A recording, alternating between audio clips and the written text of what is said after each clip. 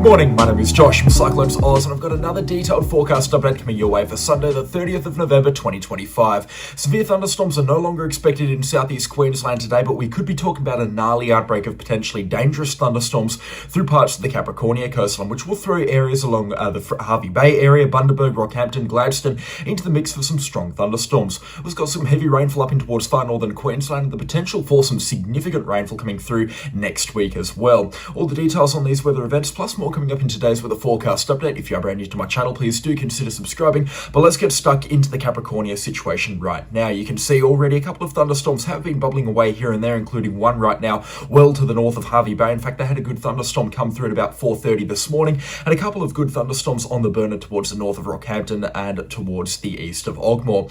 You can see the atmosphere is really beginning to prime itself up across this part of the Queensland coastline. Clear skies already through parts of the central Queensland coastline, including around Agnes Water and Gladstone. Now, the best chance for severe thunderstorms today is going to be along this stretch of coastline here up to Agnes Water, including Hervey Bay. Some very high levels of instability currently occurring here, and we're also expecting a very warm day, and some powerful severe thunderstorms are also a possibility. Around the Rockhampton area as well, a second separate area of very strong severe thunderstorm potential does lie, but I'm a bit concerned right now with a bit of high cloud coverage that is coming through, and that could thwart off some of the thunderstorm chances later this afternoon and this evening into the Rockhampton area and through surrounding areas as well. Let's jump into that convective forecast modelling though, because that is painting a rather concerning picture through this part of Queensland. Convective forecast modelling is generally deadly accurate, especially in this part of Queensland here, and the Access Convective Brisbane sector is very, very good at estimating exactly where storms are going to be and exactly how strong they're going to be as well. And it's done a job today that suggests some very powerful severe thunderstorms are going to be on the burner between Rockhampton and Agnes Water, and a couple of strong thunderstorms also down here around the Bundaberg, Hervey Bay and Maryborough area as well. And as we play this forecast forward, you can see a couple of strong thunderstorms are expected to pop up along the coastline after about 2:30 or 3 o'clock in the afternoon and persisting until about 5 or 6 o'clock into the evening. Now, this isn't like a southeast Queensland outbreak where we see these thunderstorms develop further inland and then they track over the course of hours towards the coastline. This is a completely different outbreak. We've got these thunderstorms developing right on the coastline. In fact, it's only a 20 or 30 kilometre slither of coastline here, or stretch inland from the actual coastline, where severe thunderstorm development is possible. So locations further inland, including Eidsvold, Billawheeler and Dingo, which would normally be under the threat from a setup like today, are completely in the dry and are unlikely to see anything in the way of significant severe thunderstorm activity. It is all going to be localised to the coastline, and some very significant thunderstorm activity is expected as a result. Supercell thunderstorms on the go today. We've got high levels of wind shear, very high levels of instability, and I'll actually show you the convective sounding right now because it is painting a rather concerning picture. So this is a look at the atmosphere right now. This is a snapshot of what the atmosphere looks like, and you can see that it is a primed setup for thunderstorm activity. Up here, we've got very good levels of wind shear, which is important for organised thunderstorm development. When we see bulk levels of wind shear between 50 to 60 knots, we know supercell thunderstorms are going to be on the burner, and that definitely looks to be the case around the Gladstone and the Rockhampton, and then down towards the Bundaberg and Hervey Bay area as well. Supercell thunderstorms are our most dangerous variety of thunderstorms, and they can bring some very gnarly impacts, including destructive wind gusts, giant hailstones, and intense rainfall. We've got a very solid dry slot in the atmosphere, which is where this blue line here dips far below the red line when normally it's pretty close together. Now, this is very healthy for supercell thunderstorms to produce giant hailstones. That dry slot into the atmosphere can keep hailstones growing and growing in size, and a dry slot like this could result in hailstones between the 5 to 8 centimetre in diameter size. Now, of course, it doesn't guarantee giant hailstones, but it is another ample factor at play here that could be producing those giant hailstones later tonight between Gladstone down towards Bundaberg. Very healthy levels of moisture throughout the remaining parts of the atmosphere as well. You can see, apart from in the mid-levels here around the 500 HPA line where this dry slot is needed for giant hailstones, that blue line is pretty close to the red line, which means we've got overall some very good levels of humidity in the environment. And you can see into the low levels, or my mug might be blocking that, thunderstorms are going to be moving out of the west and across towards the east, which means they're not going to be tracking down the coastline, they're not going to be tracking up the coastline, they're going to be moving from just inland from the coastline out to sea, which means they're going to be relatively short-lived as well, and there's only going to be a few of them impacting these parts of Queensland. So again, isolated thunderstorms is going to be the word for this part of the central Queensland coastline. Some places are going to pick up some pretty significant impacts from these thunderstorms, others are going to miss out completely, if that does make sense. And the icing on the cake, the cherry on top, is our convective available potential energy values. Have a look at these numbers here. They are through the roof today. In fact, tickling on 4,000 through parts of the Capricornia Coastline this morning, increasing to nearly 5,000 in one or two spots later this afternoon and this this evening when thunderstorms are expected to ramp up. You can see these numbers here just outside of Rockhampton, touching on 5,000. Now, these are some of the craziest convective available potential energy values that I've seen through this part of Queensland, and the Capricornia coastline late November, December, and early January can see some absolutely mental numbers. So believe me when I say this, convective available potential energy values are crazy high and very, very conducive for some seriously severe thunderstorms. Now, if you're unfamiliar with my channel, CAPE, or convective available potential energy values, is our metric for instability in the environment, and it's a key factor at play for producing large and potentially giant hailstones, and seeing numbers like this is very, very concerning indeed.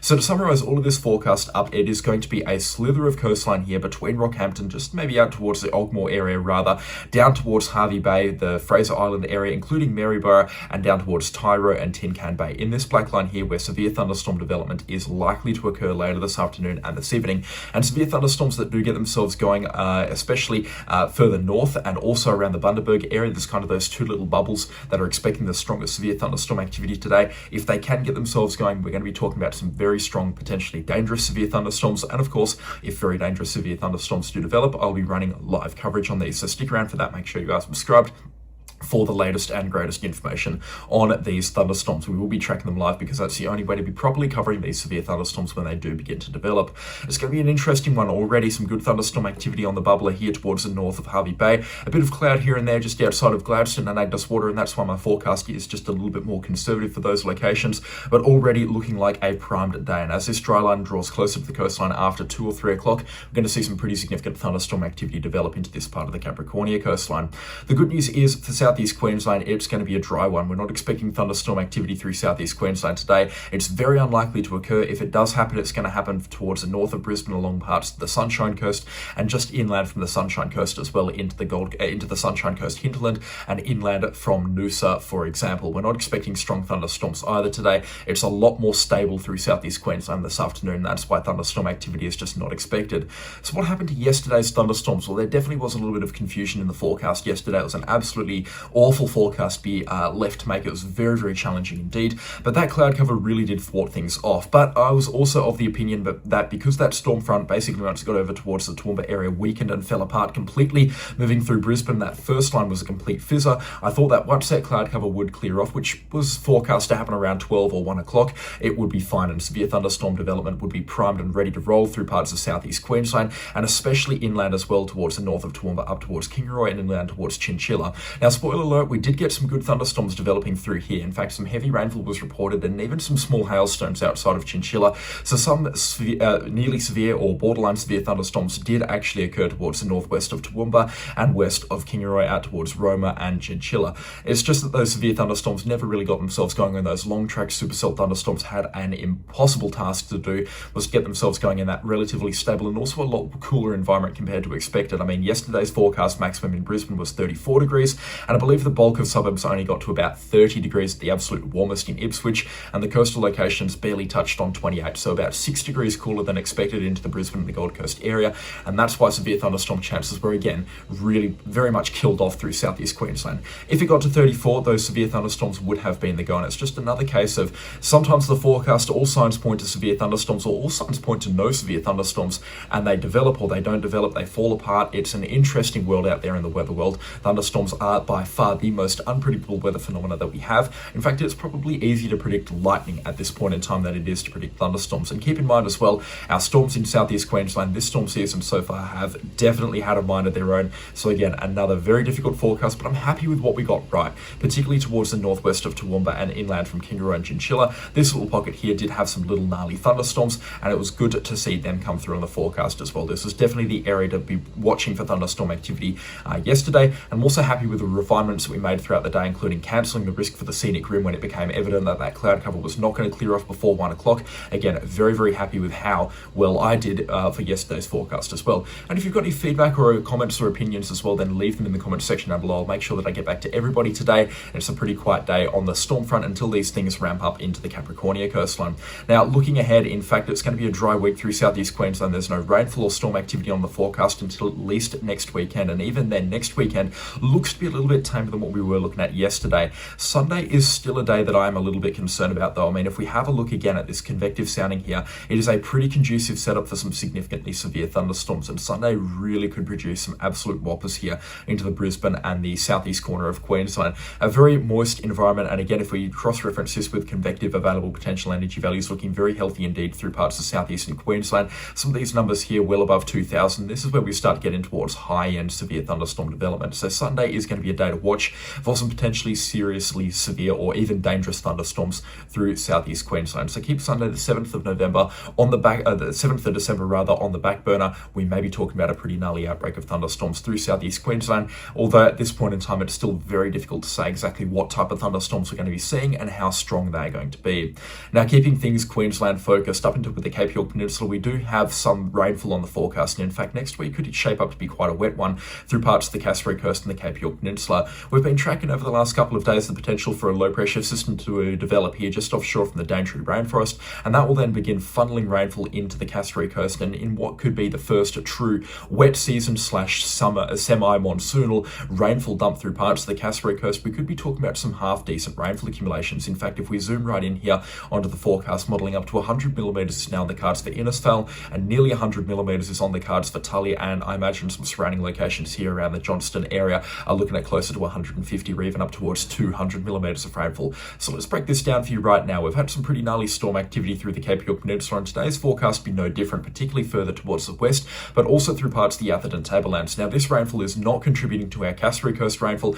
That's going to get itself set up after the thunderstorms on Monday and Tuesday, and then through Tuesday and Wednesday, we're going to see that southeasterly flow then properly begin to ramp up. And this is going to happen really through Wednesday, to be honest. That low pressure system beginning to get itself set up, a very broad low pressure system, and then that rainfall will begin piling in through the Coral Sea, and it's going to train in, which means we're going to be seeing lines of rainfall, lines of shower activity, and that's going to all accumulate onto the Capricornia Coast, one of the wettest spots in the world, definitely the wettest spot in Australia. We're going to be seeing some pretty significant rainfall accumulations there as a result. Now, Wednesday night into Thursday and out towards Friday morning looks to be the go for the rainfall here. It looks like we're going to be seeing a 36-hour period starting from about midday Wednesday out to about midnight on Thursday night into Friday morning through parts of the Capricornia Coast, and that rainfall is going to be more or less relentless. It's going to be on and off, but we're still going to be seeing some pretty significant rainfall accumulations as a result. Now, major forecast models are still flip-flopping on as to how much rainfall is going to come through, but we could be seeing some half-decent rainfall accumulations as a result.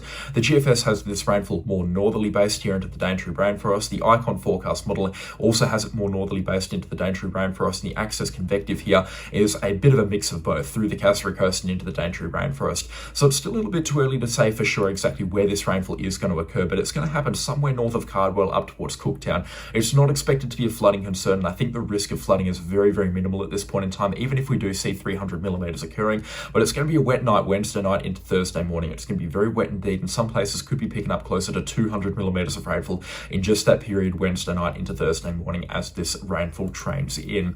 I'll keep an eye on this situation, and I imagine by tomorrow we'll have some definitive answers as to how much rainfall places are going to be picking up, where the worst of it is going to be, and just how heavy it's going to be as well, and exactly when it is going to be rolling through. So I'll have those answers for you tomorrow morning in my forecast update then. Now, I've been seeing a lot of comments in regards to tropical cyclone activity towards the middle parts of December here, just offshore from Indonesia, that could potentially be a West Australia or Northern Territory threat, or at least that's what people have been saying they've been seeing over on Facebook. And I'm here to put those worries to bed at this point in time. Not one major forecast model for the last couple of days has called for any kind of West Australian threat or Northern Territory threat. There's no second cyclone coming through into the Darwin area or even for Western Australia, to be frank. The closest that this tropical cyclone has been forecast to move in towards Western Australia is actually in this morning's GFS forecast run here, which keeps it about 500 kilometres away from the West Australian coastline. So there's no need to worry or panic at this point in time. But yes, the chance is now there for a tropical low or even tropical cyclone to develop after about the 8th of December, somewhere offshore from Indonesia, most likely south of Java, but it could be south of about Bali, and then it could get quite strong pretty quickly as well. A powerful tropical cyclone may be in the making as it tracks south towards the West Australian coastline, but as with most systems at this time of the year, recurving before it gets anywhere near towards land and then moving out into the Indian Ocean, a very standard track that we do see in late November and into early December. Now, if this tropical cyclone does develop, it's got some primed conditions through here towards the north of Western Australia to really develop and intensify quickly. Very high sea temperatures, some good wind shear values as well, particularly if it remains further north. But as it approaches Western Australia, conditions do become a little bit more hostile. Whilst sea temperatures are still there for a tropical cyclone to develop. They're really only on this kind of high side just towards the south of Indonesia. They begin to drop off a little bit as we get closer to the West Australian coastline. And keep in mind that jet stream is still quite far north. That monsoon hasn't pushed it south yet. So anywhere towards the south of this red line here is still very unfavorable for wind shear,